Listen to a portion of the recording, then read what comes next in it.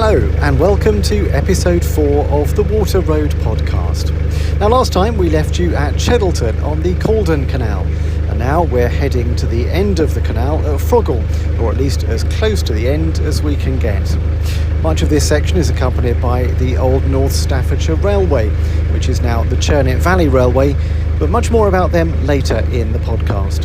For some of this route, the canal merges with the River Churnet, and as we pass through Consell Forge, where there are old lime kilns, the railway station waiting room is cantilevered out over the canal.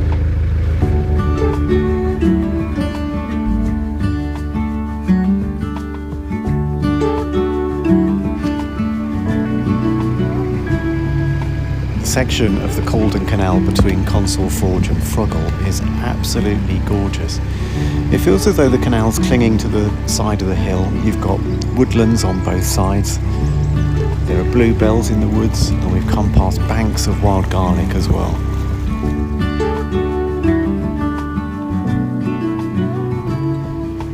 We've just come through a very distinctive bridge called Cherry Eye Bridge. It's got a sort of pointed arch, and it's quite narrow.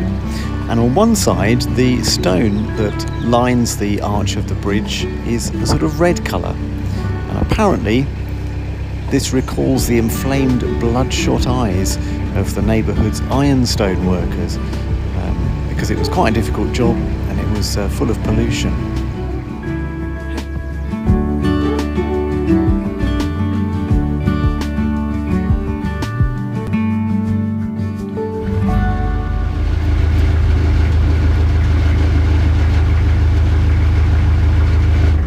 We've moored up just before Froghall Tunnel, and the reason we've moored up before it is because we won't fit through. In fact, most boats won't, because the tunnel's too low. There's a gauge, in fact, at the previous lock, which shows that we're just a bit too wide at handrail height. There seems to be a sort of strange profile to the tunnel. It's a bit too narrow, just where most boats' roofs are. It's a pity because just through the other side is very, very nice. Not only is there the end of the Caldon Canal, but there's the junction with the Uttoxeter Canal, which didn't last very long actually as a working waterway. It was soon closed down, and a railway line was built over most of its length, which is now also gone. But about 20 years ago, the top lock of the Uttoxeter Canal and the basin below it were restored thanks to a legacy, and it's a lovely place to moor if you can get there. But what is happening there now is that there's a new trip boat service, a dining boat, and we're going to go and have a chat to them.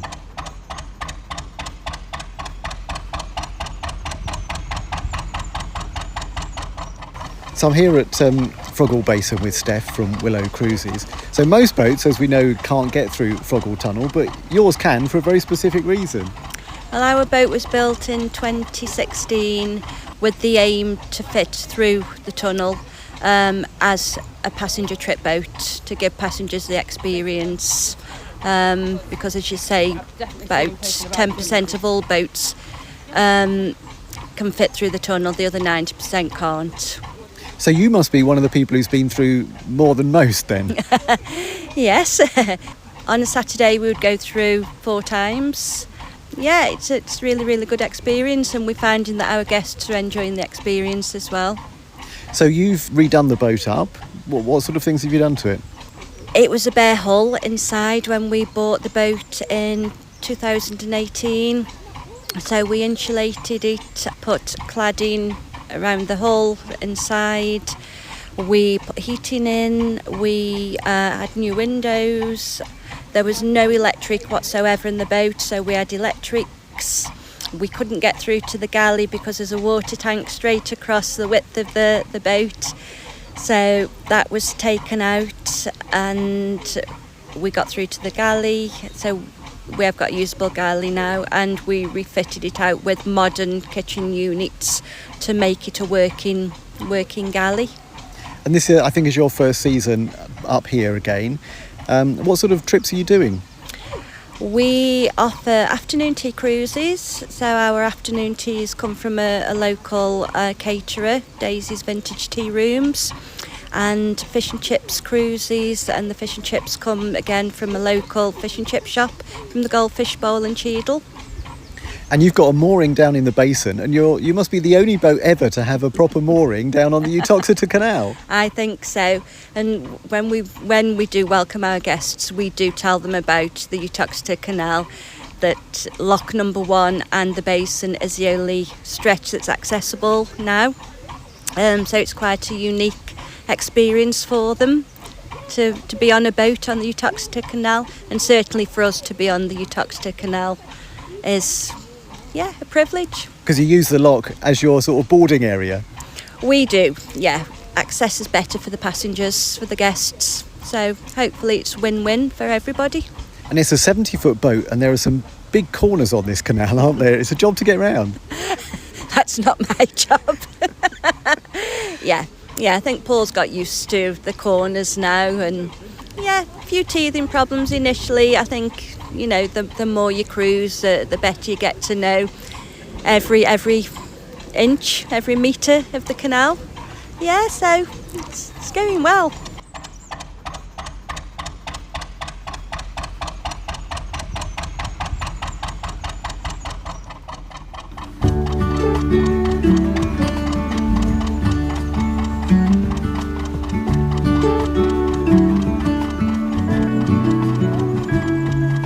Well, just a short walk from the moorings in Froghall, whether you've been able to get through the tunnel or not, is the Churnet Valley Railway's Kingsley and Froghall station. The railway had a dramatic impact on the Caldon and the Uttoxeter canals, so let's go and find out more.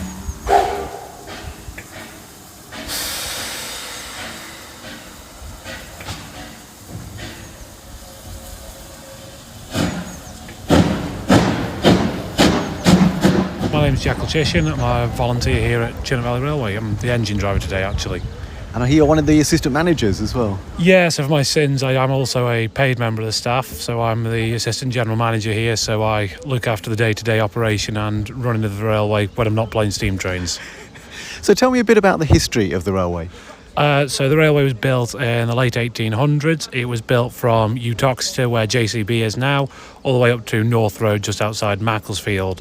It was built by the North Staffordshire Railway Company. The idea was they were taking traffic to and from Manchester and London, and this was actually the quicker route and avoiding Stoke-on-Trent. So if there was any problems, they could come down the Churnet Valley. And then also there was a lot of industry in the area, with about 7 iron ore mines, several lime kilns. There was a lot of industry in the area, as well as Thomas Bolton's, which for 100 years was one of the world leading copper producers. And I suppose taking business away from the canal that it runs next to. Yeah, so quite interestingly, they looked at the railway and they looked at the area in the Churnet Valley itself, and the valley gets very tight in several areas where there was a canal and river running alongside. So the railway said, well, we can't actually build a railway between it. So they purchased the Trent Mersey Canal Company and then purchased the Caldon Canal, and they actually closed off half of it and got rid of most of it so they could put a railway there. So down from Froghall down to Oakham, you lose a canal, and down in the Froghall area in general you lose a canal because it was all purchased by the railway to put sidings in and to build a railway on. And tell me a bit about the charity that runs the railway these days. We've got the North Staffordshire Railway Company. They're our supporting charity. They provide us with benefits like helping us find volunteers, working with big government initiatives. And then we have the Churnet Valley Railway PLC, which is a private limited company, and it has a group of shareholders that look after, and they look after the railway. And so the two companies work side by side, one a charity, one a public company. And so you're driving the engine today. What engine is it? So it's an American-built S160. It's one of 2,250 built during the course of the Second World War. The UK was struggling to maintain its locomotives during the war, so they went to Uncle Sam and said, we need an engine quickly, and the S160 was designed. There were just under 500 of them operated in the UK, but they did operate all around the world. So this one in particular today was built in 1945, went straight to France, operated there for 5 years and transferred to the Hungarian National Railways. From there, then it transferred over to the UK, purchased by a British Airlines pilot, who then sold it to a volunteer here at the railway. So it's had quite a checkered life, and it's better travel than quite a few people that travel behind it now. And what's it like to drive? Brilliant, absolutely brilliant, dead easy, dead smooth, dead easy to operate. It was built obviously at a time of austerity, so it was built to be as easy as possible and as easy to look after. So for us maintaining it and for us operating it is really, really easy. You do lots of different trips as well, don't you, to attract all sorts of different people? Yeah, so today we've got this first trip. We'll have our passengers at one end of the train for normal, just going for a train ride, and then we also have a breakfast service on, so like a full English breakfast with the local Staffordshire oatcakes involved. And then this afternoon we have a 3-course Sunday lunch, which will be taking place. Still, the normal passengers allowed at one end, but we just add a dining experience as well onto the other, just to make it that bit more special, that different. And we're quite unique. We're one of the only railways in the country to actually cook the entire food on the train, on the move, as we have a full coach that's been converted to a kitchen.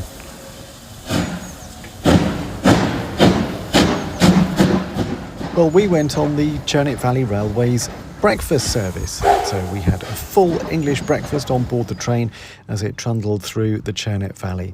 And it really was a fantastic day. It was lovely and sunny, the views were amazing, and the food was really good as well.